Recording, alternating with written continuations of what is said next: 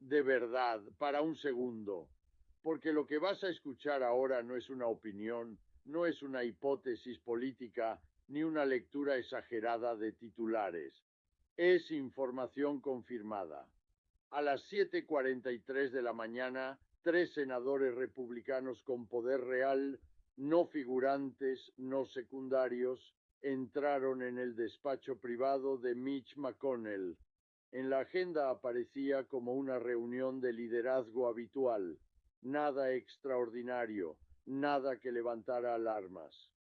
47 minutos después, esas mismas personas salieron con la certeza de que el Partido Republicano acababa de entrar en la crisis interna más grave de las últimas décadas. Y lo más importante, no fue provocada por los demócratas, no fue causada por los medios y no fue consecuencia de una derrota electoral. Fue interna, fue deliberada y fue inevitable. En menos de 2 horas, Washington ya hablaba en voz baja de una ruptura real, una que no se arregla con comunicados ni con entrevistas conciliadoras.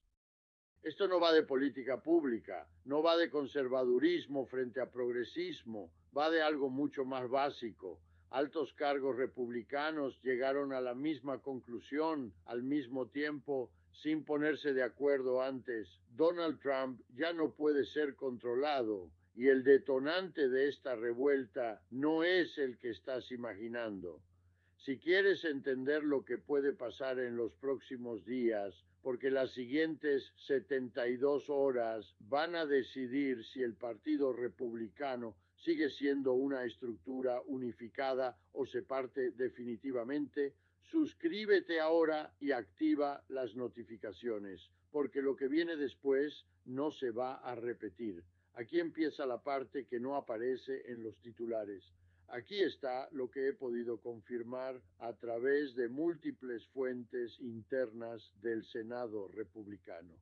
Miércoles por la mañana, poco después del amanecer, Donald Trump realiza una llamada directa al liderazgo del Senado. No es una conversación, no es una petición, es una exigencia. Quiere una votación inmediata para ampliar de forma drástica los poderes de emergencia del Ejecutivo. No plantea negociación, no acepta retrasos. El mensaje es directo y brutal.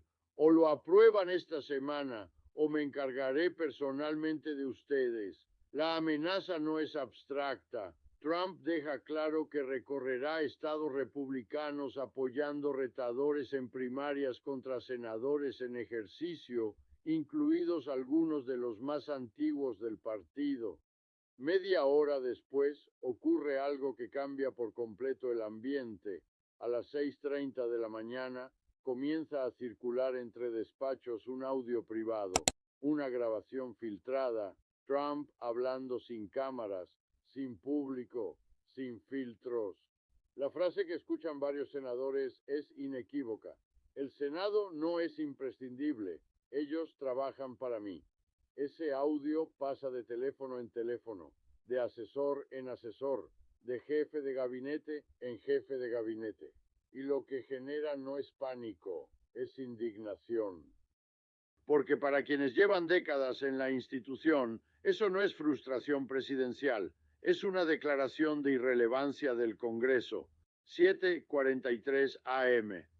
El punto de inflexión. Con ese contexto se convoca una reunión de emergencia, puertas cerradas, sin personal, sin dispositivos. Dentro del despacho de McConnell se sientan 4 figuras clave del aparato republicano del Senado, personas que no suelen dramatizar, que no improvisan y que entienden perfectamente las consecuencias de cada movimiento. 47 minutos después toman una decisión que no se había tomado en 8 años, y lo que acuerdan no es un gesto simbólico, no es una crítica tibia, es un desafío estructural. Para entender por qué esta mañana marca un antes y un después, necesitas comprender cómo Trump ha mantenido sometido al Senado republicano durante casi una década. Y no fue con carisma, no fue con ideas, fue con una herramienta mucho más eficaz, el miedo. El control autoritario no requiere destruir a todo el mundo, solo necesita ejemplos visibles. Y los senadores republicanos han visto suficientes. En 2020, uno de los suyos rompe filas en un momento clave. La respuesta es inmediata: aislamiento, humillación interna y una carrera política dañada de forma permanente. El mensaje queda claro para el resto: si te enfrentas, pagarás. En 2021, otro senador vota en contra de Trump. Después intenta reparar la relación. Se esfuerza, se alinea, cede. No importa. Cuando deja de ser útil, es atacado igualmente. La lección es brutal. La lealtad no te salva, solo aplaza el castigo. En 2023, el liderazgo de la Cámara intenta gobernar, negocia, cierra acuerdos. Trump desaprueba en privado. Semanas después, ese liderazgo cae y el mensaje final se graba a fuego en el Senado: nadie es intocable. Así se consolidó el control. No hacía falta repetir la amenaza. El miedo ya hacía el trabajo solo. Durante años, cada senador evaluó la misma ecuación: obedecer era más seguro que resistir. Pero esa ecuación acaba de cambiar. Pero aquí está el error que Trump no vio venir. El miedo solo funciona mientras las personas creen que obedecer las mantiene a salvo. Funciona mientras la amenaza parece puntual, limitada, evitable. El problema es que esta semana muchos senadores republicanos entendieron algo crucial: la amenaza ya no es temporal. La amenaza eres tú, incluso si obedeces. Y esa comprensión lo cambia todo, porque cuando la gente llega a la conclusión de que el castigo llegará igual, la lógica se rompe. Y esa ruptura se produjo por la convergencia de tres factores que alteraron completamente el cálculo político. Factor 1. Las matemáticas ya no protegen. El mapa electoral del Senado es una pesadilla para los republicanos. Más de 20 escaños en juego del lado republicano, poco más de 10 del lado demócrata. Pero lo verdaderamente preocupante no es la cantidad, sino los datos internos. Encuestas privadas en estados clave muestran el mismo patrón una y otra vez. Cuando el candidato republicano aparece estrechamente vinculado a Trump, pierde entre 6 y 8 puntos. Montana, Ohio, Pensilvania, un senador resumió el problema en una frase que se repitió en varios despachos: puedo defender ideas conservadoras, no puedo defender el caos. Por primera vez en años, estar cerca de Trump no protege, penaliza. Factor 2. La política exterior cruzó una línea. Lo ocurrido con Groenlandia no fue percibido como una excentricidad más. Dentro del Senado, especialmente entre quienes trabajan temas de defensa y seguridad, la reacción fue de alarma real. Amenazar, incluso retóricamente, con acciones contra territorio aliado no es una broma, no es negociación, es desestabilización. Aliados tradicionales reaccionaron con preocupación. El estamento militar se tensó y varios senadores entendieron algo que el votante medio no ve de inmediato. Cuando un presidente habla así, todo el sistema de alianzas se vuelve frágil. Eso ya no es espectáculo político, eso es riesgo estratégico. Factor 3. El cerco legal se está cerrando. Este factor fue el más silencioso y el más decisivo. Los casos judiciales avanzan. Las maniobras para retrasarlos pierden eficacia. Las fechas se acercan. Un abogado republicano con acceso directo al liderazgo lo dijo sin rodeos en privado: Estamos a meses de nominar a alguien que podría enfrentar restricciones legales graves en plena campaña. De pronto, el coste-beneficio cambia radicalmente. Defender a Trump deja de ser incómodo, pasa a ser suicidio político. Con todo esto sobre la mesa, volvamos a esa oficina. McConnell comienza la reunión reproduciendo el audio filtrado. 3 minutos completos. Lo reproduce 2 veces. Nadie habla. El silencio no es casual, es pesado, incómodo, porque todos entienden lo mismo. Esto no es un presidente frustrado, es un presidente declarando que el Senado no importa. El primero en romper el silencio es uno de los líderes más institucionalistas. Dice algo muy simple: no podemos defender esto, ni la exigencia de poderes de emergencia, ni la retórica exterior, ni las amenazas internas. No hay forma de explicarlo a votantes agotados. Otro responde con la duda que todos tienen: si lo enfrentamos públicamente, nos destruye uno por uno. Ya lo hemos visto.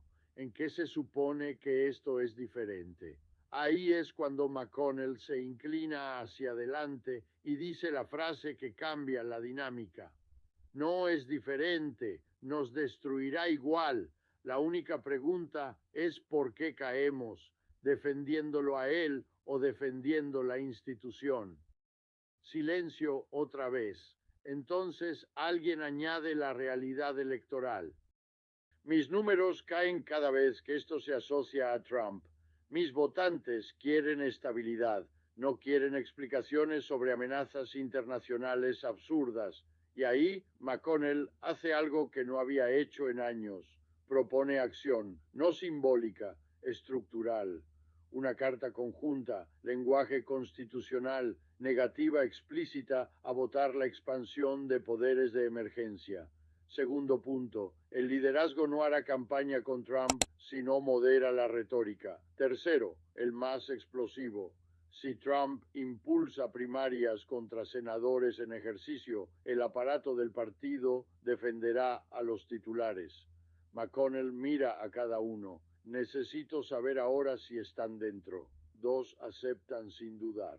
El tercero guarda silencio durante medio minuto eterno. Finalmente dice: me están pidiendo que destruya mi carrera. McConnell responde: te estoy pidiendo que hagas tu trabajo. Y acepta. 4 personas, 4 votos. En ese momento, algo que llevaba 8 años intacto empieza a resquebrajarse.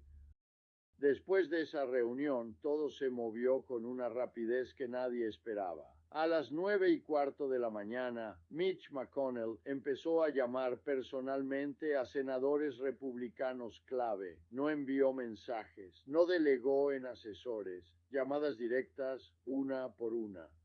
El mensaje era siempre el mismo, sin rodeos: esto va a pasar, necesito saber si estás dentro. Algunos apoyos eran previsibles, voces que ya habían mostrado distancia en el pasado. Eso no sorprendió a nadie. Lo que sí sorprendió, y mucho, fueron 2 nombres que nadie esperaba escuchar tan pronto. Uno de ellos era Marco Rubio, el otro, Lindsey Graham. Y aquí es donde todo cambia, porque Graham no es un aliado más, no es un apoyo ocasional. Es, desde hace años, el defensor más ruidoso y constante de Donald Trump, el hombre que justificó cada polémica, cada investigación, cada exceso verbal. El mismo senador que había pasado el fin de semana anterior jugando al golf con Trump. Cuando su nombre apareció en la lista de apoyos, varios despachos pensaron que era un error. No lo era. Según una fuente que estuvo presente en una llamada privada entre senadores, Graham fue claro, directo y brutalmente honesto. He defendido acusaciones, he defendido investigaciones, he defendido declaraciones que habrían hundido a cualquier otro político, pero no voy a defender amenazas a aliados. No voy a defender la destrucción del Senado y no voy a defender llamar traidores a colegas por no obedecer. Luego añadió algo que dejó la sala en silencio. Hay una línea y esta semana se cruzó. A las 10:47 de la mañana el documento estaba listo. 5 páginas, lenguaje jurídico, marco constitucional, nada emocional, nada inflamatorio. Una frase destacaba por encima de todas, según quienes vieron el texto. Ya no podemos, en conciencia, facilitar conductas que ponen en riesgo el orden constitucional y debilitan la autoridad del Senado. Antes del mediodía, 12 senadores ya habían comprometido su firma. A las 11:30, Donald Trump se enteró. Un asistente le envió un mensaje cifrado, breve, seco. McConnell, 11 senadores más. Carta hoy. Poderes de emergencia bloqueados. La reacción fue inmediata. Mensajes en mayúsculas. Ira sin filtro. Una sola palabra repetida una y otra vez. Traidores. Trump empezó a llamar a sus aliados. A las 12:15 llamó personalmente a Lindsey Graham. La conversación duró menos de 2 minutos. Según alguien informado del contenido, Trump dijo: "Para mí estás acabado". Graham respondió: "Entonces ya está", y colgó. Trump llamó a Marco Rubio. "Yo te hice, yo te puedo destruir". La respuesta fue fría: "Te estás destruyendo solo". Intentó llamar 3 veces a Mitch McConnell. No hubo respuesta. A primera hora de la tarde, la fractura ya era visible desde fuera. Los republicanos de la Cámara emitieron una declaración de apoyo total al presidente. Los del Senado guardaron silencio, un silencio tan llamativo que los periodistas lo detectaron en minutos. Para las 2 de la tarde, todos los grandes medios hablaban de lo mismo. El liderazgo republicano del Senado se negaba a respaldar la exigencia presidencial. A las 3, el documento se filtró, y no fue un accidente. La filtración fue estratégica. En menos de 15 minutos, el texto estaba circulando en todas las redacciones importantes. El mensaje era inequívoco. Esto ya no era una discusión interna, era una revuelta abierta. Pero lo más importante no fue la carta, fue lo que se filtró después. Según un estratega republicano con acceso a documentos internos, el liderazgo del Senado ya había preparado un plan de contingencia completo. 3 escenarios, 3 respuestas. Si Trump atacaba públicamente, más senadores saldrían a respaldar la carta. Rueda de prensa. Mensaje claro. La Constitución está por encima de cualquier figura. Si Trump impulsaba primarias, el aparato del partido defendería a los senadores en ejercicio con recursos masivos, dinero, estructura, donantes, y si Trump escalaba aún más, entonces el Senado avanzaría con una resolución formal para limitar los poderes de emergencia del Ejecutivo, incluso con apoyo demócrata. Ese escenario era el que nadie quería ejecutar, pero estaba listo. Un senador involucrado en ese plan lo resumió así en privado: "Hemos simulado todos los escenarios. Si quiere una pelea, la tendrá. Esta vez no vamos a retroceder".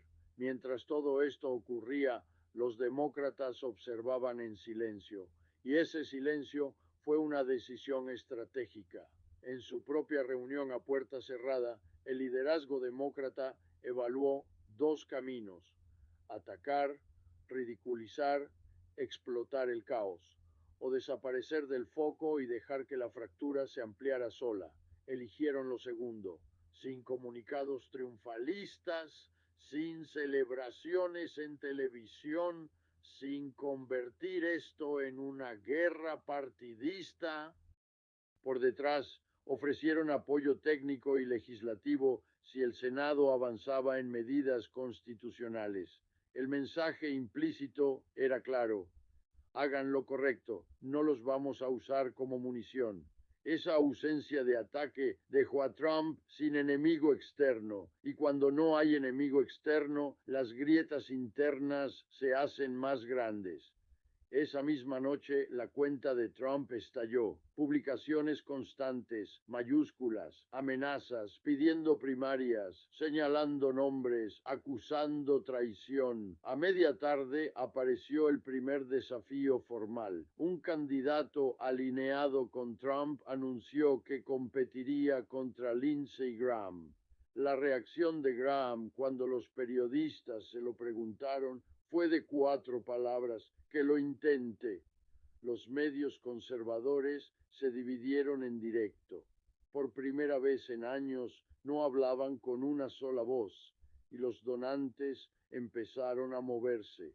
Declaraciones cuidadosamente redactadas, palabras como estabilidad, orden constitucional, confianza institucional.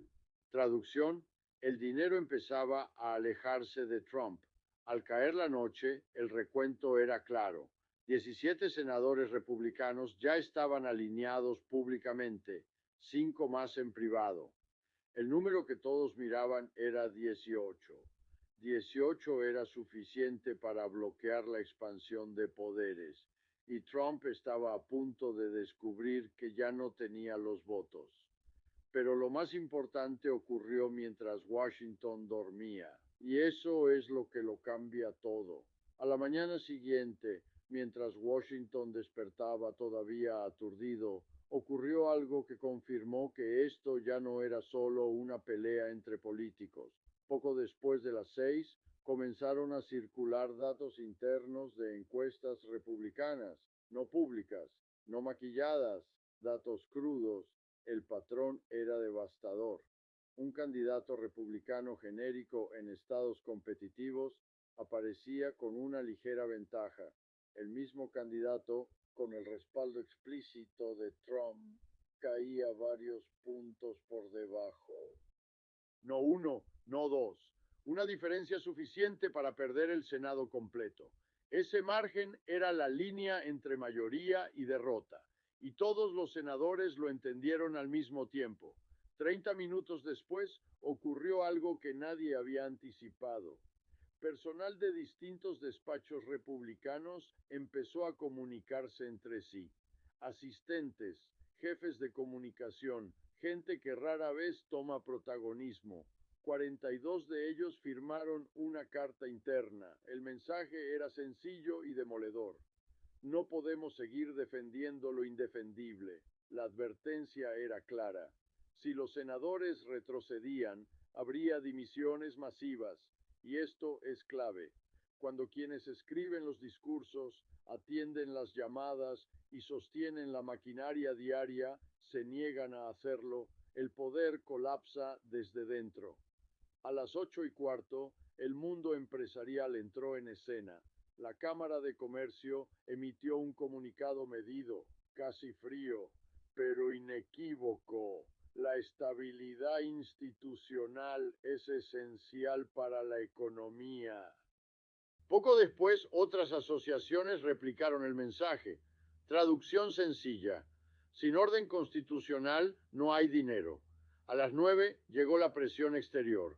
Aliados históricos comenzaron a emitir declaraciones públicas, algo extremadamente raro: lenguaje diplomático, tono contenido.